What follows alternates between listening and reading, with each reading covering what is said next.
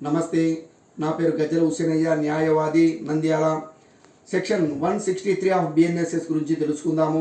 భారతీయ నాగరిక సురక్ష సంహిత 2023 section 163 అనేది గతంలో ఉన్న క్రిమినల్ ప్రొసీజర్ కోడ్ 144 స్థానంలో తీసుకురాబడిన చట్ట నిబంధన.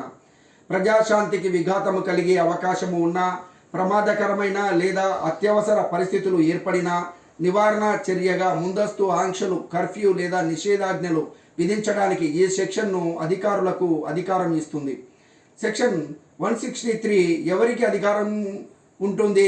ఈ క్రింది అధికారులు అత్యవసర పరిస్థితుల్లో రాతపూర్వక ఉత్తర్వులు జారీ చేయవచ్చు. 1.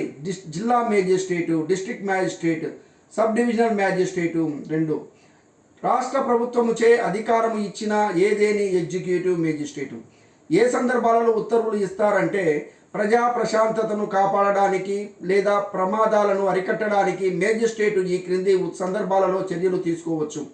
ప్రజా జీవనానికి లేదా ఆరోగ్యానికి ప్రమాదము, మానవ ప్రాణాలకు, ఆరోగ్యానికి లేదా భద్రతకు ముప్పు ఏర్పడినప్పుడు, శాంతి భద్రతల సమస్యలు, అల్లర్లు, గొడవలు లేదా హింసాత్మక ఘటనలు జరిగే అవకాశం ఉన్నప్పుడు, అడ్డంకులు లేదా అసౌకర్యము, చట్టబద్ధంగా పనిచేస్తున్న ఎవరైనా వ్యక్తికి అడ్డంకి, ఇబ్బంది లేదా హాని కలిగించే పరిస్థితి ఉన్నప్పుడు.